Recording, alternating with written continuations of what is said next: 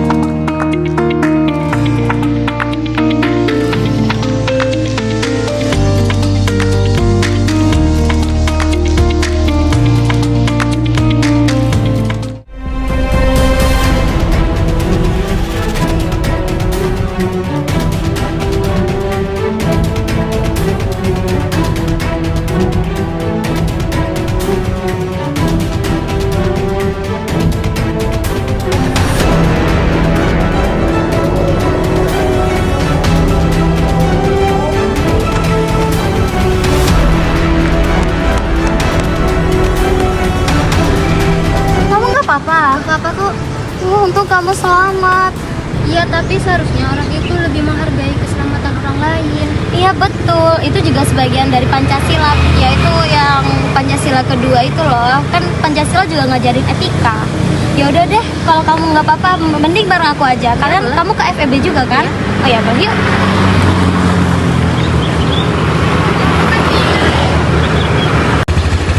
Bisa? Bisa? Sudah?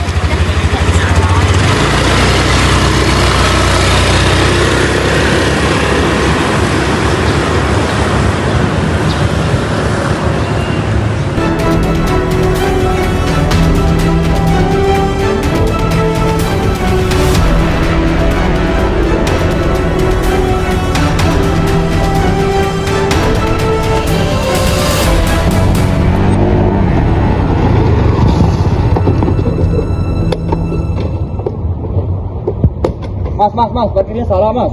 Bentar aja, Mas. Sama aja parkirnya salah, Mas.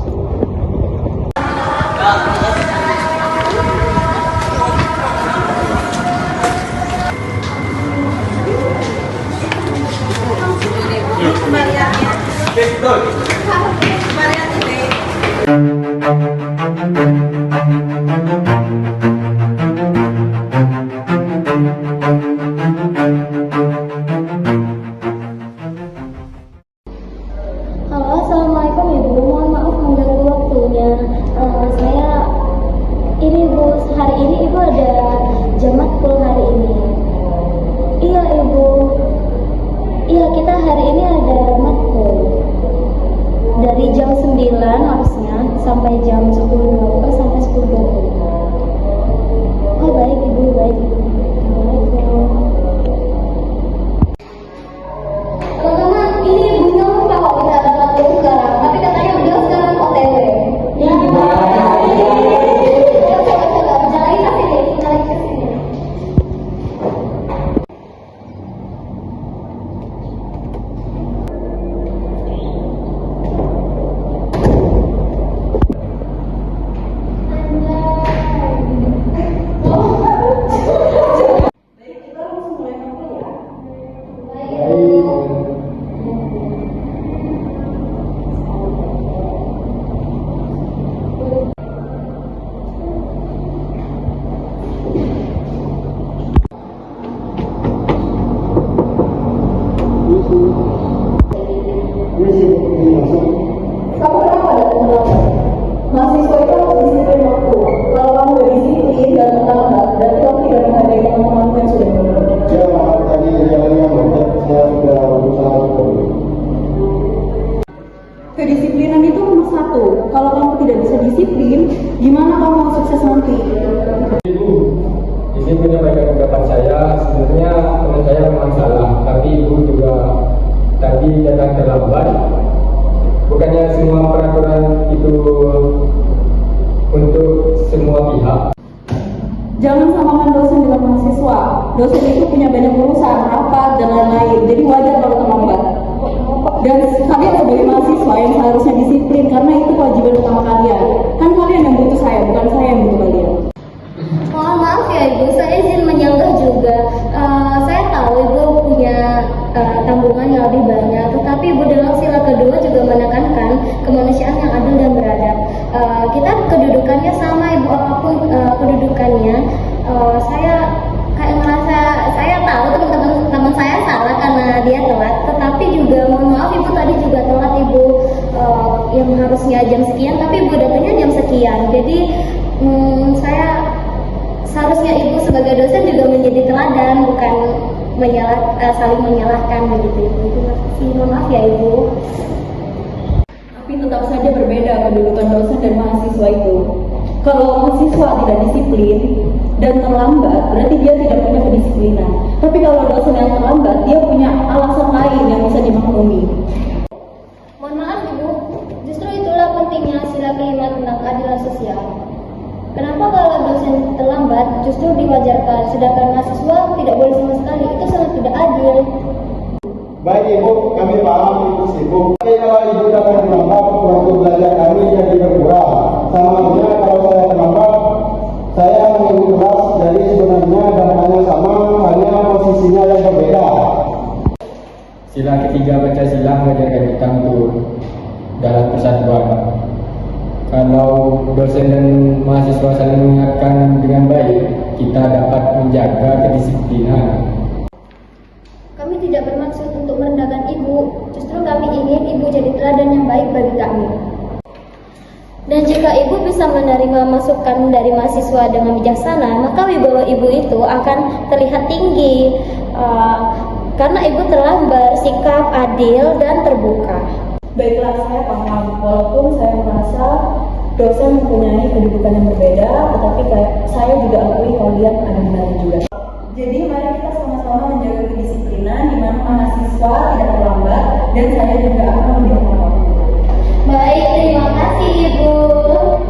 Pancasila merupakan ideologi bangsa Indonesia yang mengandung nilai-nilai fundamental untuk mengatur seluruh sendi kehidupan masyarakat. Sebagai dasar negara sekaligus pandangan hidup, Pancasila tidak hanya berfungsi sebagai simbol, tetapi juga menjadi arah dan pedoman dalam bertindak, berpikir, serta berperilaku. Dalam konteks etika, Pancasila berperan sebagai sistem nilai yang menuntun masyarakat Indonesia agar senantiasa berada pada jalur moral yang benar, sehingga setiap keputusan maupun tindakan menjadi pijakan yang jelas. Pancasila sebagai sistem etika bukan hanya sekedar pedoman abstrak, melainkan menjadi landasan praktis yang mengatur hubungan manusia dengan Tuhan, dengan sesama manusia, dengan bangsa dan negara, bahkan dengan lingkungan sekitarnya. Pancasila hadir sebagai arah moral yang mampu menuntun bangsa Indonesia menuju kehidupan yang harmonis, berkeadilan, dan bermartabat. Nilai-nilai luhur yang terkandung dalam Pancasila yaitu ketuhanan, kemanusiaan, persatuan, kerakyatan, dan keadilan menciptakan standar etis yang menyeluruh. Nilai ketuhanan mengatur hubungan manusia dengan Sang Pencipta, mendorong sikap religius, taat beribadah, sekaligus menjunjung tinggi toleransi antar umat beragama. Nilai kemanusiaan mengingatkan bahwa setiap orang memiliki harkat dan martabat yang sama, sehingga harus diperlakukan dengan adil, beradab, dan penuh rasa hormat. Nilai persatuan menegaskan pentingnya menjaga kesatuan bangsa, mengesampingkan ego pribadi maupun kelompok demi kepentingan bersama. Selanjutnya, nilai kerakyatan. Nilai kerakyatan menekankan bahwa kekuasaan dan keputusan harus berlandaskan musyawarah, partisipasi, serta kebijaksanaan dalam mewujudkan aspirasi rakyat. Sedangkan nilai keadilan berfungsi untuk menciptakan keseimbangan dalam berbagai aspek kehidupan, baik sosial, ekonomi, maupun hukum, agar semua masyarakat atau warga negara merasakan kesejahteraan yang merata.